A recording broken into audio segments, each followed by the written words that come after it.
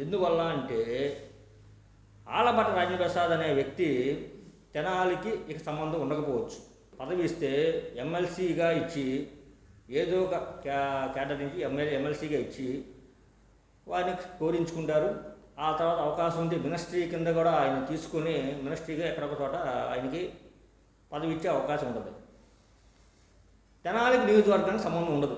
Next ఆయనకి ఇచ్చే పదవి కానీ నెక్స్ట్ ఆయనకి చేసే టీడీపీ తెలుగుదేశం పార్టీకి చేసే సేవలకు కానీ ఏ నియోజకవర్గం నుంచో లేకపోతే ఏ డిస్టిక్ నుంచో ఆయన వెళ్ళిపోవచ్చు. ఇక్కడే ఉండడానికి గ్యారెంటీ లేదు. ఇక్కడ మన గుంటూరు తెనాల్లో అయితే అవకాశాలు లేవు, ఉండవు. కాబట్టి ఆయన తెనాలి నియోజకవర్గానికి ఇక పదవి అనేది ఉండదు ఫ్యూచర్లో. ఏదో నియోజకవర్గాల నుంచి ఆయన ప్రాతినిధ్యం వహిస్తారు.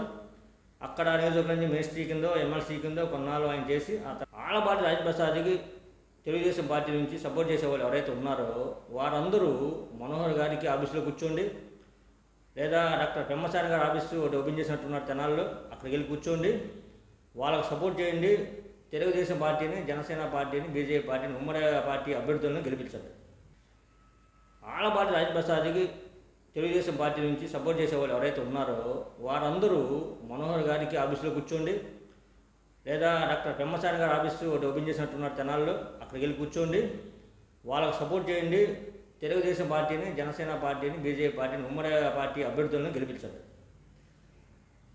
తెలుగుదేశం పార్టీ రాజప్రసాద్ గారి ఆఫీసులో కూర్చొని ఆయనకి స్పెషల్గా అక్కడ ఆఫీసు అనేది అనవసరం లేదు. నా ఉద్దేశం ప్రకారం ఆయనకి స్పెషల్గా ఆఫీస్ అవసరం లేదు. ఆయన ఆఫీసులోకి వెళ్ళి స్పెషల్గా మీటింగ్ పెట్టాల్సిన అవసరం లేదని నా ఉద్దేశం. ఇది మీరు ఆలోచించుకొని ఆలపాటి రాజప్రసాద్కి తెనాలి ఎటువంటి ప్రాతినిధ్యం ఉండదు ఫ్యూచర్లో. ఇది ఆలోచించుకోండి. అది ఆ విషయం ఆయనకు కూడా తెలుసు. కాబట్టి ఏదో ఒక నియోజకవర్గం నుంచి లేకపోతే ఏ స్టేట్ నుంచో దేని నుంచో ఆయనకి ప్రాతినిధ్యం ఇస్తారు.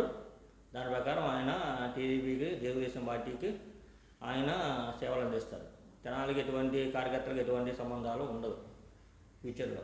ఆయన వచ్చి ఇక్కడ తెనాల్లో కూర్చొని తెనాల్లో ప్రచారం చేసే అవకాశం నెక్స్ట్ 2024 తర్వాత ఉండదు. కాబట్టి దృష్టిలో పెట్టుకొని మీరందరూ తెలుగుదేశం పార్టీ ఇప్పుడు ఎవరైతే అభ్యర్థి ఉన్నారో వాళ్ళకి సపోర్ట్ చేయండి, వాళ్ళ ఆఫీసులో కూర్చోండి, వాళ్ళని గెలిపించుకోవడానికి ట్రై చేయండి. ఇది కేవలం నా అభిప్రాయం మాత్రమే. మీరు ఆలోచించుకొని మంచి నిర్ణయం తీసుకుంటారని నా యొక్క మనవి.